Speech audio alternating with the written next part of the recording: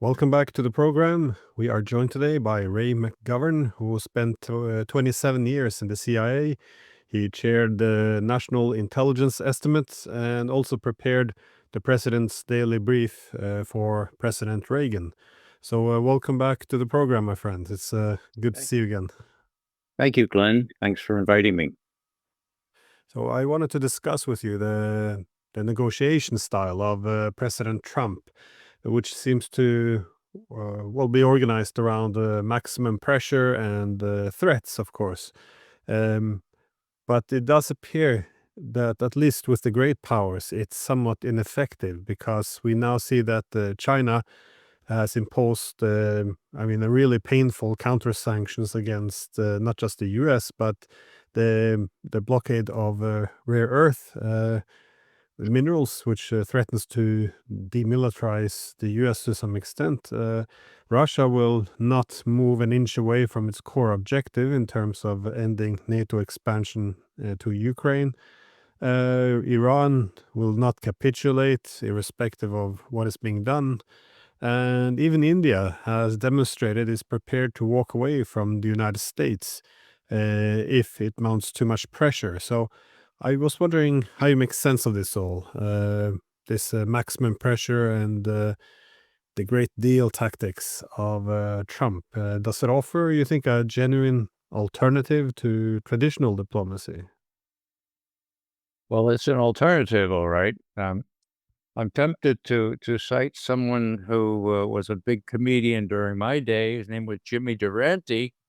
And from Trump's perspective, he would be saying right now, quote, "What a revolt and development this is," period, end quote.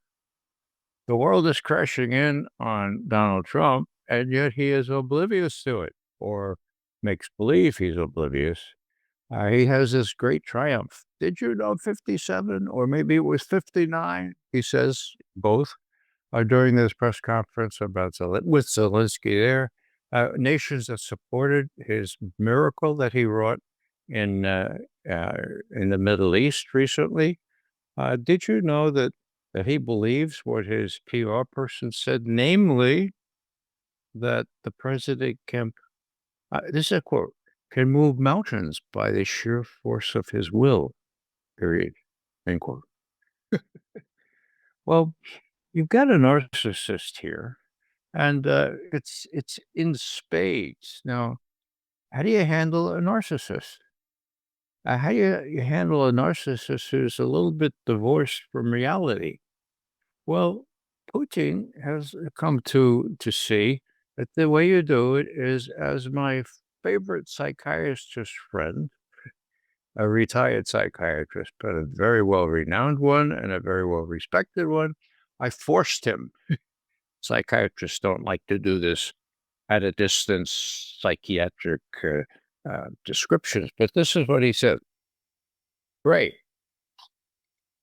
this is very, very short. This is no long diagnosis, okay? If you want to work with a deluded narcissist, you have to remain calm and repeatedly point out our reality, real reality to him without demeaning him. Try to help him clarify his real, true interests and reinforce any tendency he has to understand others honestly. Well, I don't know if Putin has the same psychiatrist that he consults, but man, that's what he's been doing. He's been almost fawning, almost obsequious in praising Trump at every turn. Not only, well, here's an example. Nobel Peace Prize. Should he have gotten it? Well, I don't know. That's not up to me, says Putin. But sure, he's done a heck of a lot of good things. Look at what he did. So it's warning.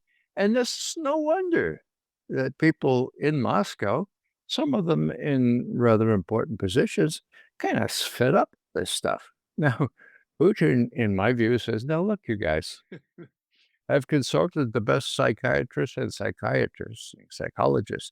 This guy has his fingers on the nuclear codes, all right? This is the way you treat him." And indeed, that has brought this next summit. Now we had all this talk about tomahawks, okay? Despite the fact that tomahawks, they don't have enough of them.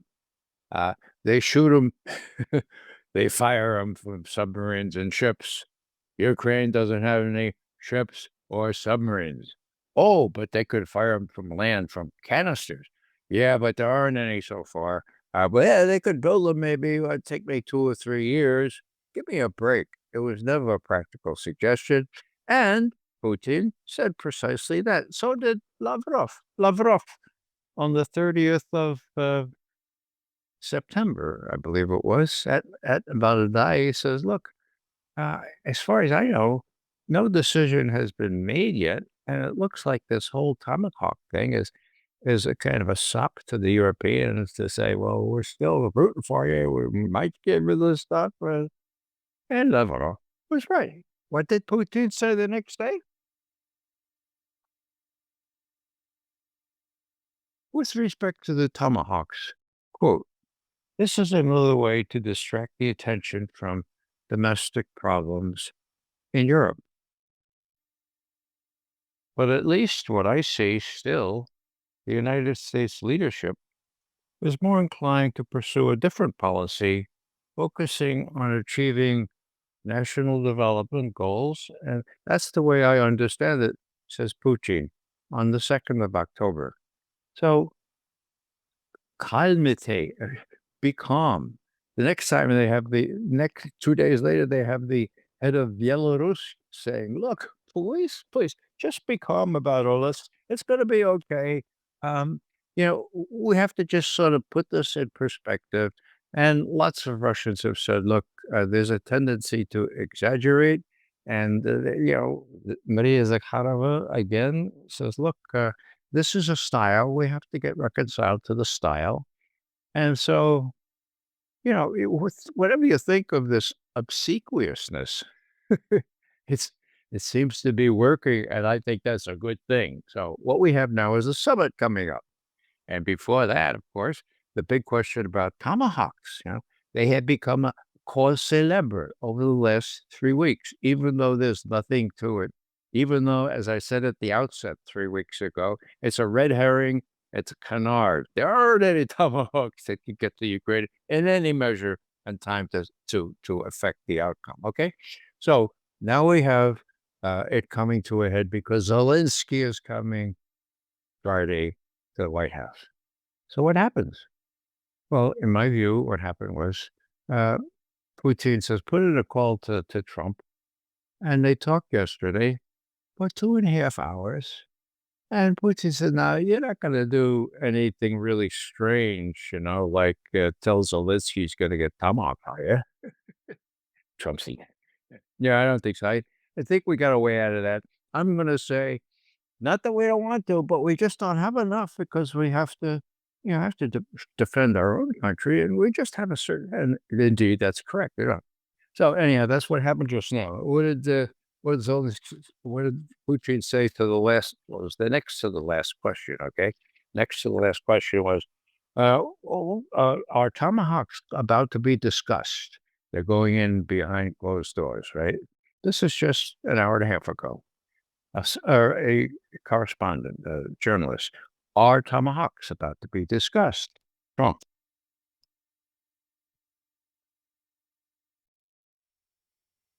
Um, look, we are sympathetic, but we don't want to give away things that we need for our own national defense. So we need to protect our own country. Trump's words. I couldn't read by scribbling here, just watching it. So in my view, now I could be proven wrong, yes, and I'm willing. Of course, it wouldn't be the first time, but it looks very much like Zelensky's going to be put in this place. No tomahawks. We're going to say we don't have enough of them, and that's really kind of true. And you got to work things out with the Europeans because we're willing to sell the Europeans anything if they can pay for it. They got to pay for it. They don't have much money, but then if they pay for it, they give it to you guys. do you have enough personnel? Do you have enough army left to use all this? Probably not. So the big thing, Glenn, as I see it, is people lose sight of the fact that Russia has won this war. In Donbass, it's proceeding at a pace that didn't seem possible before or probable, given Russian tactics. But now they're succeeding. The missile and drone strikes are unprecedented in their large numbers. So for people who say, yeah, okay, or you talk about Alaska, or you talk about, you know, Alaska. Well, what flexibility did Trump show in Alaska? And my answer to that is none. He's winning. You remember he's winning, okay? So he showed enough flexibility to listen to Trump and to say, yes, we're not going to have an immediate ceasefire. Going in, Trump had said, I'll be terribly disappointed in Putin if I don't end up with some kind of ceasefire. He said that on the plane going in, okay? Now, he ended up saying after the fact, well, ceasefire is not what we want. We want to address the whole enchilada. We're going to do the whole field, taking into account Russian core interests. So, bottom line for me is that once again, not Zelensky, but the West Europeans have been shunted aside as bystanders, troublemaking bystanders. The focus is on Budapest now, with the Hungarian leader hosting them, and Trump saying in this most recent Q&A, I hope it will be two of them that I can talk to. We'll talk to President Putin first, but then, if we could have, well, they hate each other. That's the problem. They hate each other, and Putin doesn't like Zelensky and vice versa. But so maybe Zelensky could be in a different room, and we could do it that way. So it's the same thing that the expressed hope of Trump after Anchorage, and whether it will happen or not, I don't know about this time. But once Zelensky realizes that these promises of full support from Europe are empty promises, once he realizes he's not going to get tomahawks and stuff like that, if I'm correct in my interpretation of what they said going in to those talks today, then there's a chance that when Putin and Trump get together, even if Putin exits the room and Trump says, all right, Zelensky, come in here, this is what we've decided. That's the way it's going to be, okay? And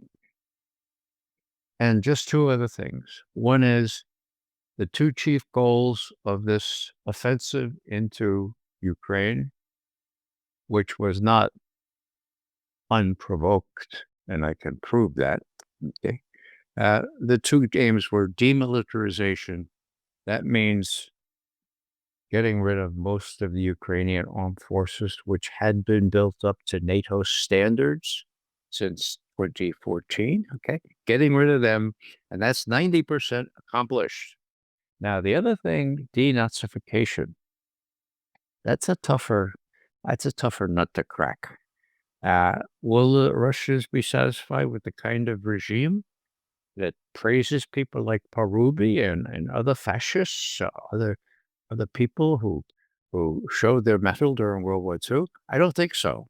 They're going to insist on those kinds of changes, and they hope they can enlist in support from Trump to remedy the situation that was created by, what was her name? The Assistant Secretary Victoria Nuland and Jeffrey Pyatt, our ambassador in Kiev, when they put in a right-wing, a neo-Nazi regime, knowing full well what Zelensky would eventually have to depend on. So it's complicated, but not that much. And I think that Trump made it very clear he's convinced that Putin wants a settlement.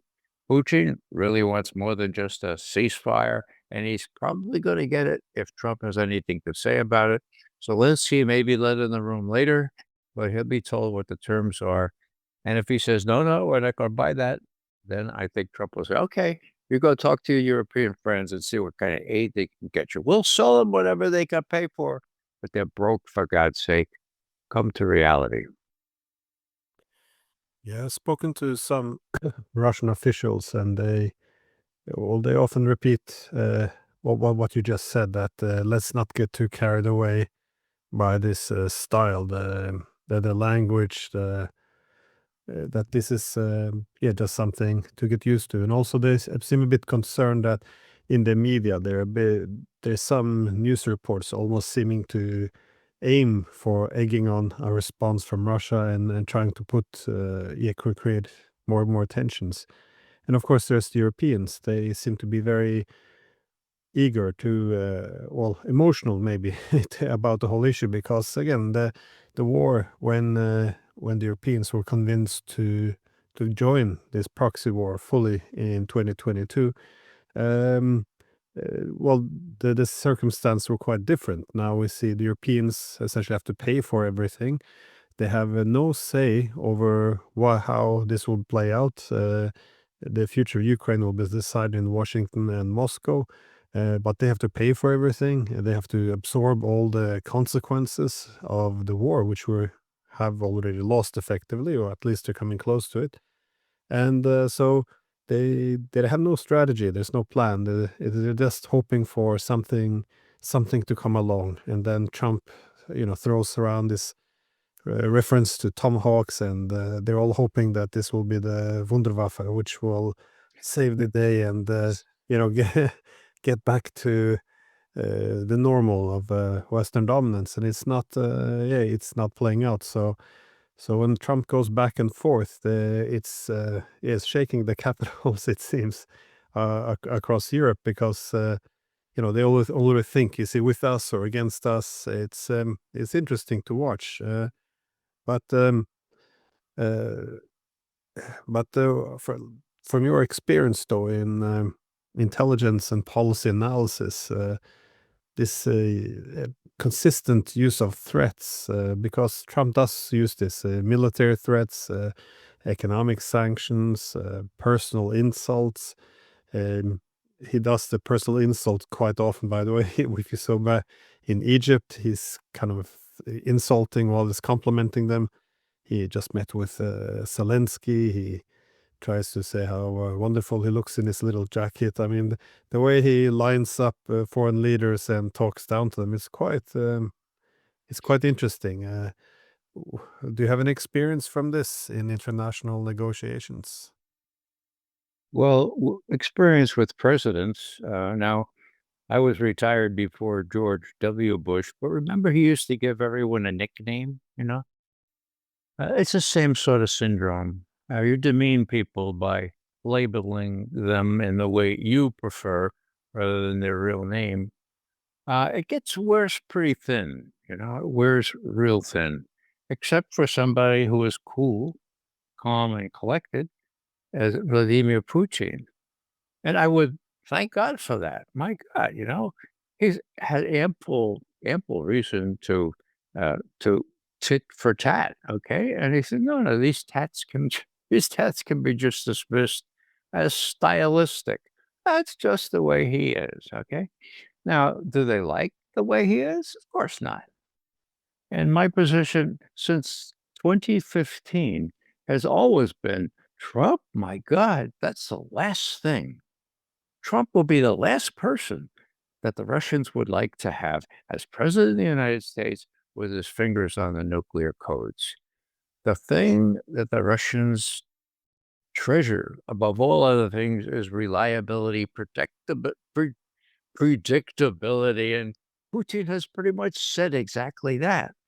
Now, that's why I thought from the very beginning of this fairy tale that the Russians not only preferred Trump, but helped him become president was really off wacky, okay? Which has been proven out to be wacky.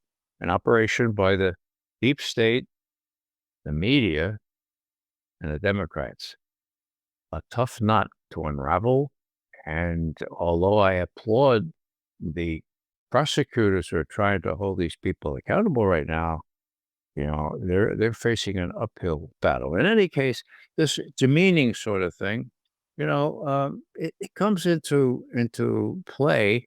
But the real mature people, like the Iranians, like the Chinese, like the Brazilians, like the Russians, they say, well, uh, this guy Trump has, to use an old Lyndon Johnson expression, he's got a big hat, but no cattle. Okay. He doesn't realize that the shift in the world and balance of forces has gone way off to this side. Okay. He's trying to preserve against all odds where it used to be. Now, what does this translate to in reality? Well, one manifestation of it is obscene language. I'll give you, I'm from the Bronx. We give for instances. Like, I'm going to give you a for instance. Okay. You have Victoria Nuland in her conversation with Jeffrey Pyatt. Now, let me just remind people that this was 2.5 weeks before the coup in Kiev in February 2014. The first week of February on YouTube, intercepted conversation between Victoria Nuland, the Assistant Secretary of State for the European Affairs, and Jeffrey Pyatt, the U.S. Ambassador in Kiev. They're talking about the coup plans. They're naming the people who would eventually take over. Who's too rightist to keep him? No, he's a Nazi to keep him. And then Pyatt, as is his duty as an ambassador, he said, now, uh, Madam Secretary, the EU, they're not going to like this coup. And she says famously, F the EU. You know what the F word is, okay? Well, Trump used the same thing today at the very end of his press conference, okay? He was asked about Venezuela. And, why are you trying to overthrow the government in Venezuela? He goes, oh, wait a second. It's a drug thing, and they're all terrorists. They're all terrorists, okay? And the questioner was really good. The newspaper person, he said, now, hasn't Maduro, the head of Venezuela, hasn't he offered just about everything you might want in terms of access to his oil and everything else? Hasn't he offered that? So why are you doing this? And Trump says, well, let's say it's just that he needs to learn that you don't F with us. Okay. F the word. Okay. I'm thinking back now, Joe Biden did the same thing about 6 years ago. He's down looking for hurricane damage there, trying to assuage what's happened. And the mayor of this little town in Florida comes up to him and he says, way to go, Joe Biden, President Biden, the way you're facing down into those Russians in Ukraine. And Biden says, yeah, overheard on the microphone. Yeah, people have to learn you don't F with the Bidens. So we have this sort of arrogance. We have this sort of a feeling of superiority where once it might have been justified, but that goes back to shortly after I was born, 86 years ago. Okay, after the war, we were superior. Now, I'll just mention one more time because it's relevant. At the acme of U.S.-Russian relations, it was in 2013, okay? What happened? Well, there was a false flag operation. We know it was a false flag operation, and that Secretary of State Kerry lied through his teeth. Obama pretty much said so later, okay? He said that Syrian President Bashar al-Assad had guessed his own people outside of Damascus at a place called Ghouta, okay? Now, we knew that was phony at the time. We wrote to the president, we wrote to the chairman of Joint Chiefs Staff, we, veteran intelligence professionals for sanity. We said, this is a false flag, pure and simple. Well, Obama was in a corner. He's doing a press conference, and they say, why aren't you you promised this was a red line, why aren't you gonna tomahawk the hell out of Syria. I said, oh, well, yeah, maybe I'll ask Congress. Ask Congress? Well, yeah, like the Constitution says, you're supposed to ask Congress before you make a new war. Coincidentally, he went up to St. Petersburg for an economic summit, and he was a day ahead. He met with Putin. And Putin said, now this is early September 2013, okay?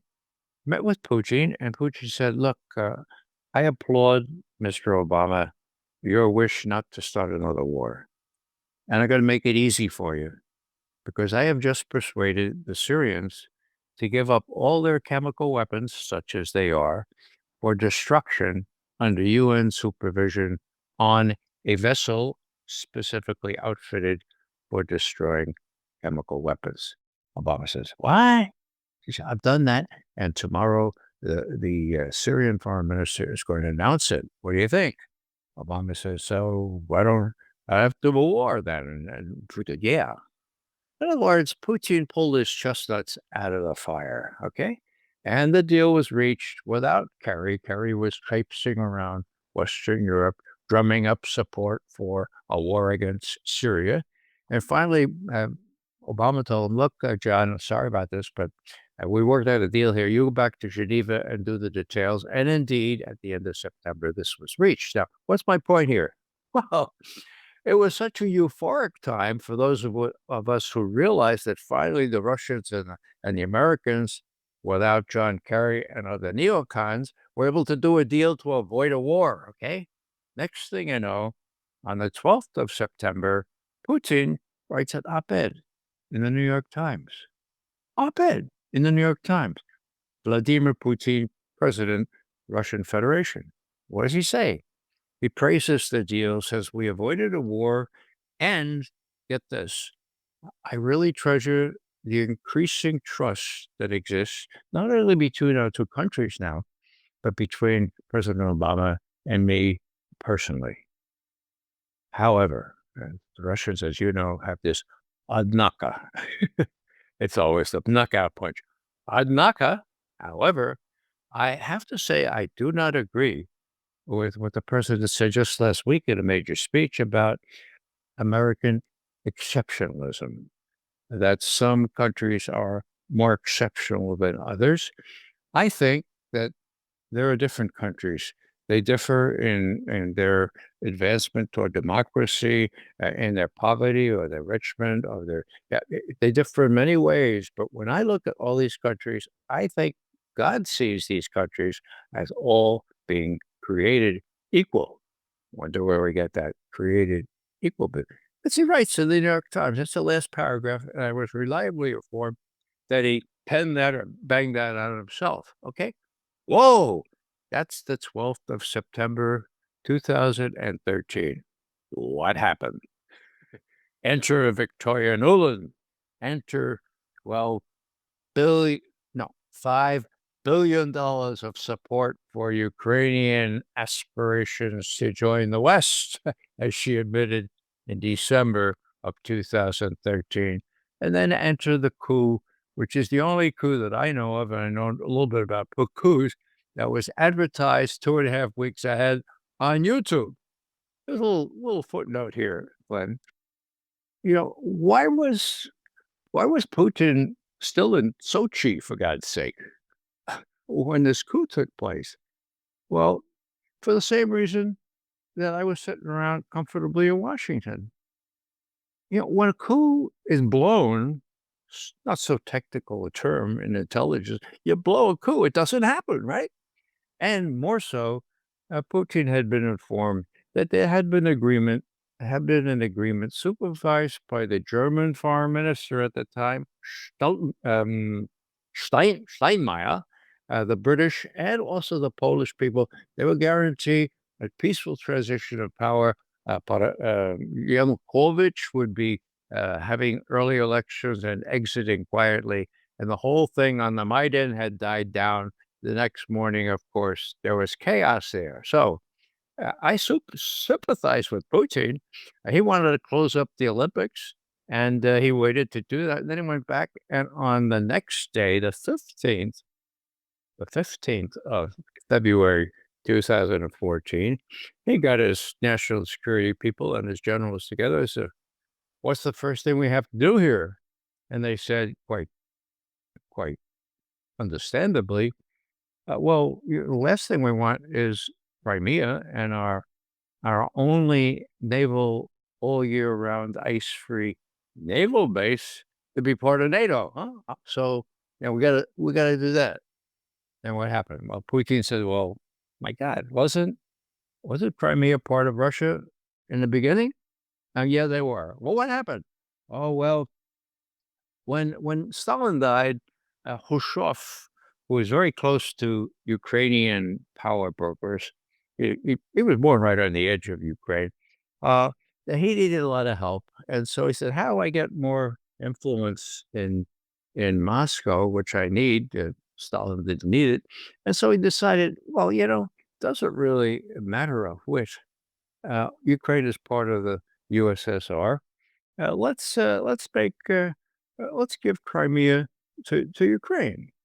Huh, what difference does it make?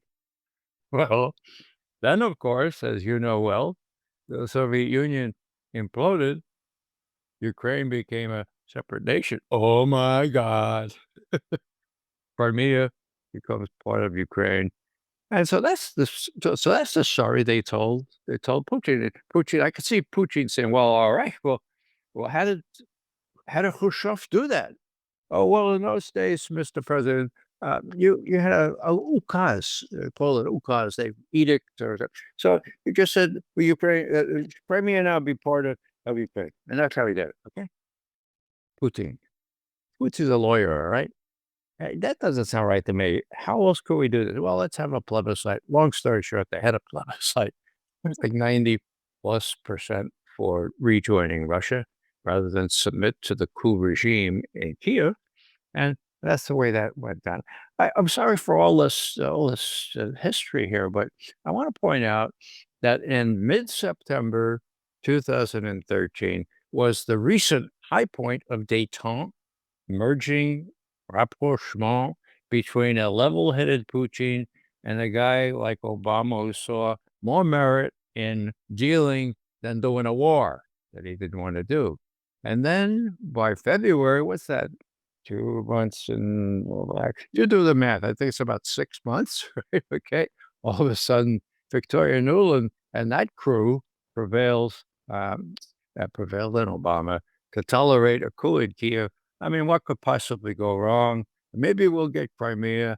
If we don't get Crimea, if the Russians seize Crimea, my God, that would be such a black mark on Russia. And what we could prevail.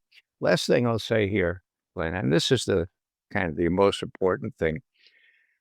Whatever you say about Obama, and there's lots to say about Obama, but at least he was sensible enough 10 years ago, 2015, to say, well, to say openly, look, the worst possible thing we could do for the Ukrainians would be to give them the idea that they could prevail over a much stronger Russia.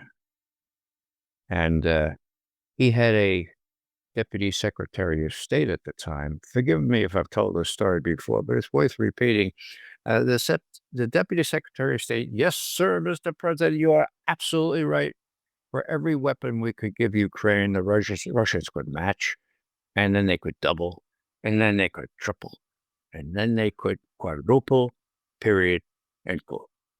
Now, who was that assistant? Who was that deputy secretary of state? His name was Tony Blinken. Okay? He was right then. Biden comes in and he says, "Well, no, maybe we can do this. Maybe we can weaken Russia by using Ukraine." So we have used Ukraine, as they used to say, well, to the last Ukrainian, or more properly, uh, for as long as it takes. Okay. And even Trump, about 3 months ago, admitted those Ukrainians, this is publicly at a press conference, those Ukrainians have fought very, very strongly, valiantly, but they're no match for a much stronger Russia. Now, Biden was not smart enough to know that. Obama was, and so is Trump. And so there is hope there. And I think that Trump would really like to get rid of this albatross, as would Putin. Putin doesn't have to give much in the way of concessions because he's already won. What he wants is an agreement which will address the core interests, as they say of Russia, which means no Ukraine in NATO, a demilitarized or a neutral Ukraine. And one of the most sensible proposal that's came up a couple of weeks ago from our mutual friend Jeff Roberts was, look, why don't you follow the Finland example during World War II and right after it? That's an obvious possibility for Ukraine. Be neutral, for God's sake. You might have to give up on some of your desires, but at least you'll keep your sovereignty, for God's sake, and you'll prosper, just as the Finns prospered twice when they decided, oops, we don't want to face into the Nazis, we don't want to face into the Russians. So they compromise. Now, you're from a country near Finland. You know that story better than I do, and you're a more accomplished historian than I am. But there are obvious solutions to this thing. I just hope that Trump brings along a couple of people who know a little bit about history and know a little bit about the fact that General Kellogg is lying through his teeth when he says the Russians are losing, when he says the Russian economy is plummeting, and that they could just tell the president, look, the general means well, but he was in Vietnam too, and he kept telling Westmoreland and the president that we were winning in Vietnam too. So he hasn't really unlearned that lesson. So that's my take on what's likely to happen. Hopefully, when they convene, well, Trump is saying now within 2 weeks in Budapest, and that will be the next chapter in this thing. The big thing is that although there is resistance, and there is, as our friend Gil Doctorow says, there's lots of questioning in Soviet social and political circles. Why is Putin being so trustful? Why does he say at every turn that Trump is honest and that he really wants to end this war? I mean, what, you know?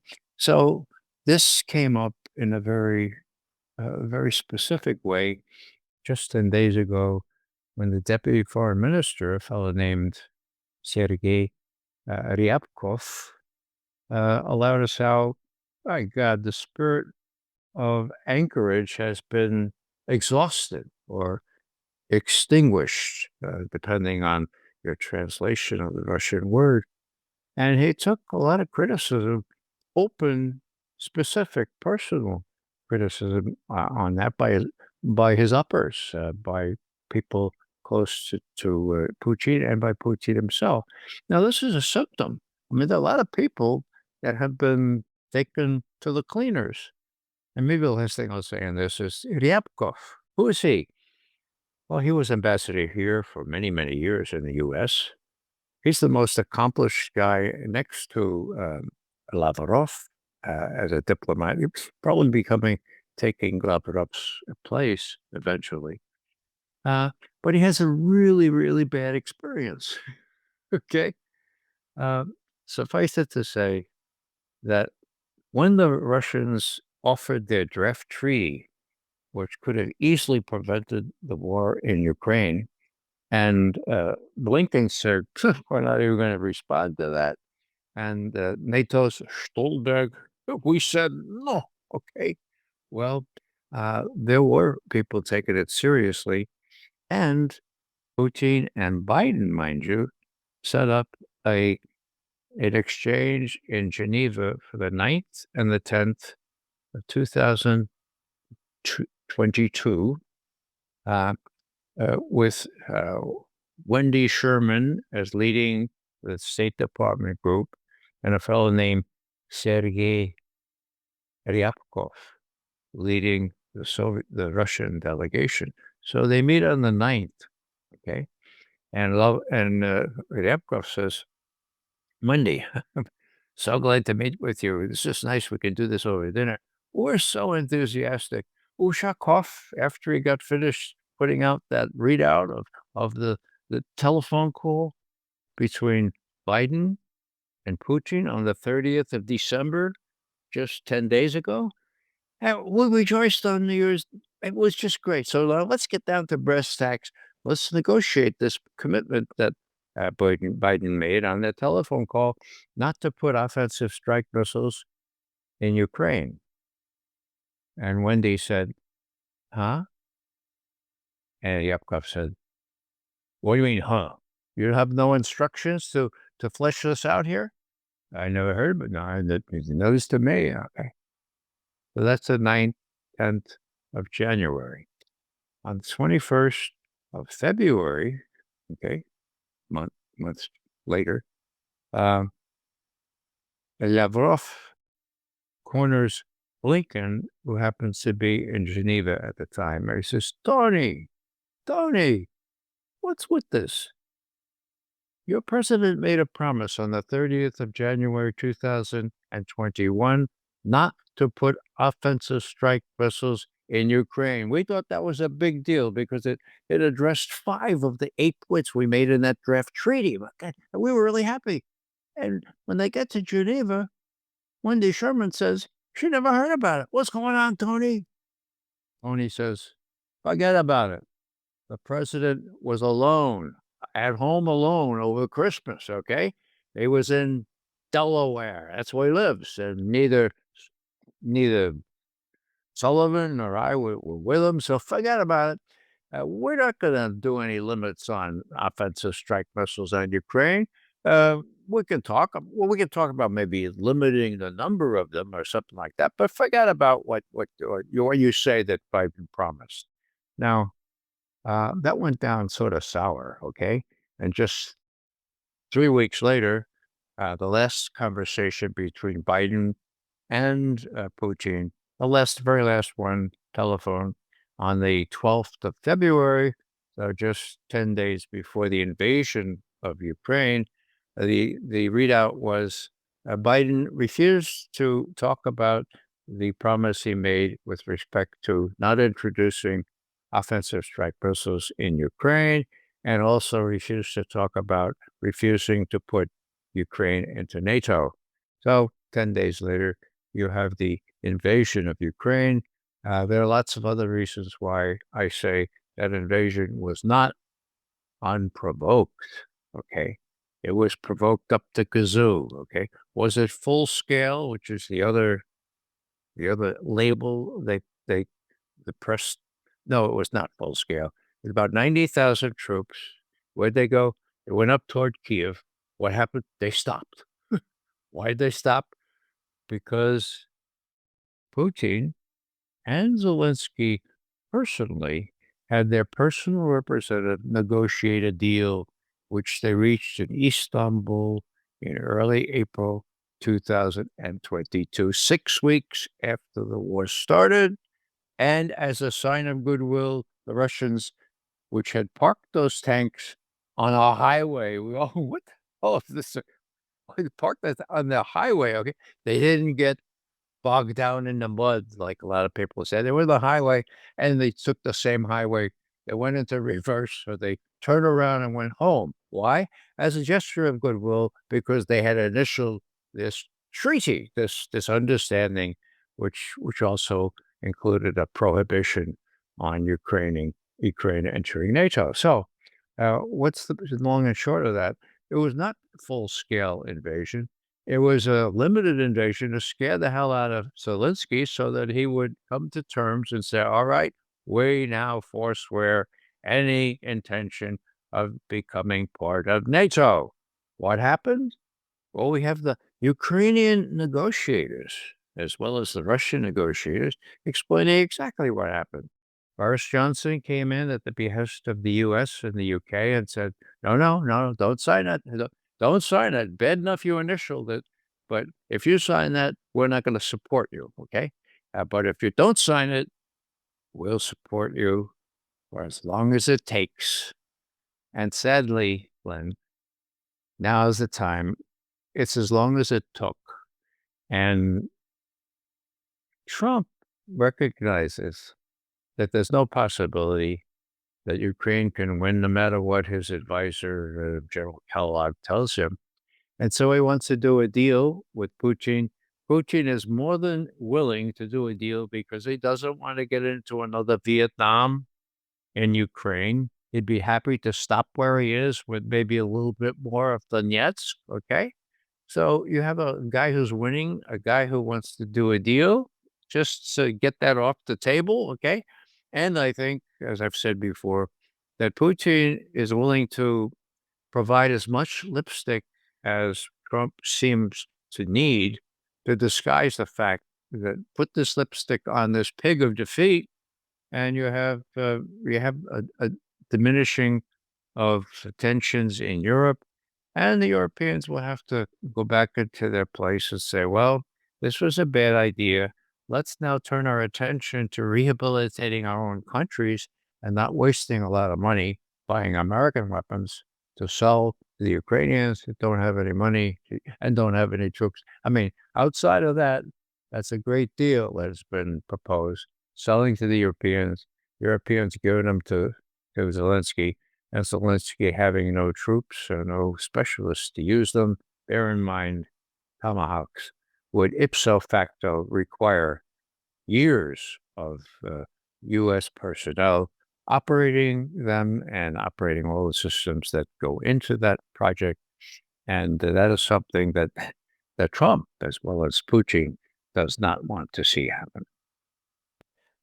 That's an interesting. All the consistency over the past few years though has been all the narratives is organized around helping Ukraine, yet all the help always entails prolonging the war, triggering the war, and of course fighting to the last Ukrainian. I just had a final question about the upcoming meeting now in Budapest, because the whole tomahawk thing. I mean, it seems now to have been possibly or hopefully only a part of Trump's maximalist negotiation tactics. Because I feel like we've seen this movie before. Last time he threatened first, Putin has 50 days to accept an unconditional ceasefire. No, it's 12 days, and then the 12 days go finish, and then instead of doing these crippling sanctions, he agrees to meet Putin, and they go to Alaska. And the one thing Trump had demanded, an unconditional ceasefire, is then taken off the table. Now, there is the same thing. He threatens tomahawks, which is seen as directly operated by the Americans. It could have strapped a nuclear warhead on it. I mean, it says if it would actually go through, it would be quite an escalation. And then, as Zelensky is boarding the flight to Washington full of enthusiasm, he's going to get some new missiles to turn the tide. I'm sure if you saw the video, he lands in the US and no one's there to greet him. That's probably when he started to think that something's gone wrong. And again, Trump called Putin, and instead of sending the tomahawks, they agreed to meet now. If I'm not mistaken, it will be next week in Budapest in Hungary. And what do you make of this, though, the meeting, in terms of what could be expected? Well, he was met by the chief of protocol at when he landed. Zelensky was, who was a lot better looking than any other people might have met him. So there may be some solace in that. But you're quite right. That was very disrespectful, president of a country or a so-called president. So my notion is that he knew well before that that he was jumping into the lion's nest. And when he sat opposite Putin at that press conference, and we're still saying we need the tomahawks. I mean, hello, we still would like to have the tomahawk. It's as though it was playing to some other audience other than the one that they're just going to go into the separate room and say, you're not going to get any tomahawks. Now, all this dependent on what the announcement is, probably within the next hour, as to how these discussions went. But with respect to the coming talks in Budapest, Uh, the most important teaching point I take from that is that the Russians really are serious when they say, as they have several times at a very authoritative level, we give priority to developing closer relationships, respectful relationships with the United States. That's our priority. Other things are secondary. Other things, Ukraine, secondary. If the US goes to bomb Iran, still secondary. Venezuela, outrageous, still secondary. And this whole thing about how you treat a narcissist is part tactical. So, what I'm saying here is that the unusual thing that I've seen out of my experience as a Sovietologist or Kremlinologist is that the Russians have never made it clearer that they give absolute priority to develop a better relationship with the US. They know they have Trump probably for 3 more years, the only guy they can work with. They see him as being much more flexible than Biden. I mean, damning with faint praise, I suppose. But there he is. He's gonna deal. And besides, we're winning, says Putin. We're winning. That's big. Okay. So what do you find them doing? You mentioned this 50-day warning. You solve Ukraine or else crippling sanctions. Russia have dealt quite well with sanctions, but what are they all terrible? What happens? Well, then 10 days, then 5 days. Now, when it was 5 days, finally, Witkoff went to the president and said, "What are you going to do? You're going to put crippling sanctions? The Russians are impervious to sanctions. You're going to put sanctions on China and on India? It's not going to work. Let me go to Moscow and see if we can do some sort of deal." That's how it went down. Trump says, "All right, go to Moscow." Um, Witkoff spends 2.5 hours with Putin, and they decide, well, here's one way to deflect attention from all that. Let's go to Anchorage. Let's talk in Alaska. Let's have a summit. And, lots of that, a lot of good stuff in that for Putin. Well acknowledged. He's treated royally. Okay. And best of all for Trump, he doesn't have to follow, follow up with these crippling sanctions or big tariffs on China, at least for the nonce, or India. These are crazy things that they could still happen. But all I'm saying is that this is not the first time. It happened in May as well. There was a similar situation where Putin said, "Okay, we're going to go to Istanbul and talk to the Ukrainians." My God! So every engpass, every little narrow place in this thing, the Russians have bailed out um, uh, Trump, and that's the case this time. So Trump is not going to give them tomahawks, I don't think. Okay, so what is Putin doing in reaction? Well, we'll meet and we'll talk. And this fellow who runs Ukraine, Hungary, is a pretty good guy. And that will show the more division of Europe, and people in Europe aren't going to be part of this. They're going to be on the side. Maybe the Orban, the head of Hungary, will tell them, give them a briefing 5 days later. But we're going to do the heavy work. Now, will it come to anything? Well, I don't know. And in a way, Putin doesn't give the rat's patootie. He's winning. Okay.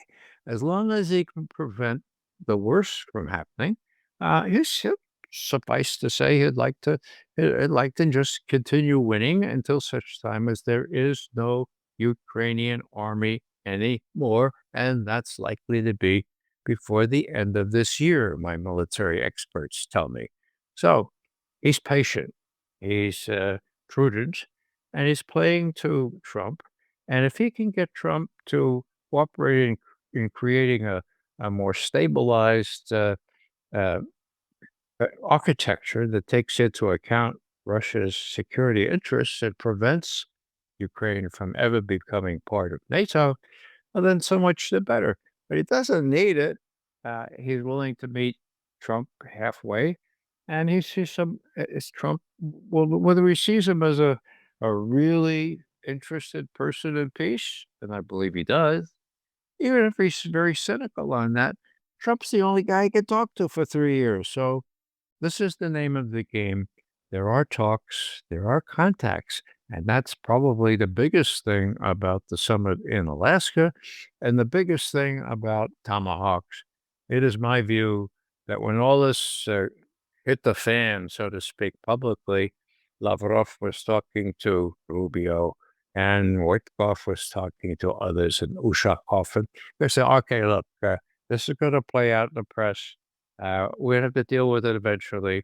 So it took them 2 weeks to figure out, okay, we'll have this summit talk right before Zelensky appears in the White House.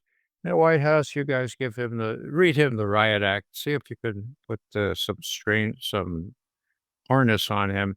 If not, well, he's got little else to depend on. The Europeans don't have the wherewithal to really do us much harm.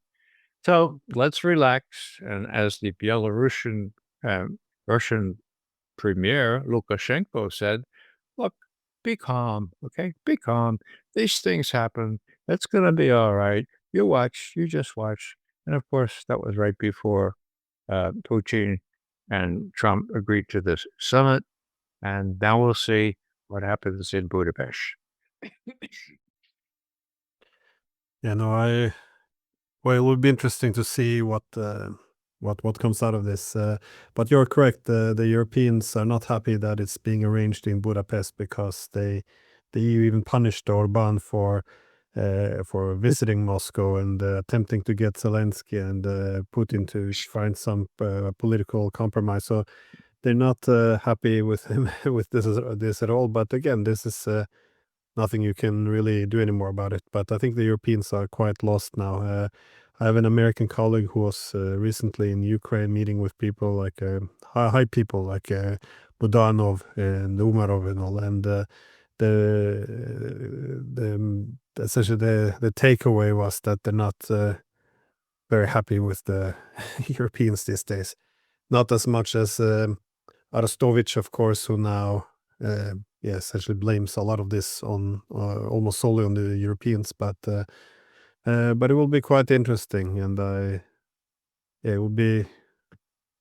I don't think I'm limited in my optimism in terms of what can actually be achieved. I think Trump is too optimistic about the personal relations, but as you said, the war is coming to an end on its own. So if one can prevent it from spreading, especially a war between the U.S. and Russia, I think that would be a win. So Ray, thank you so much for taking the time. I always love speaking with you. So thanks again.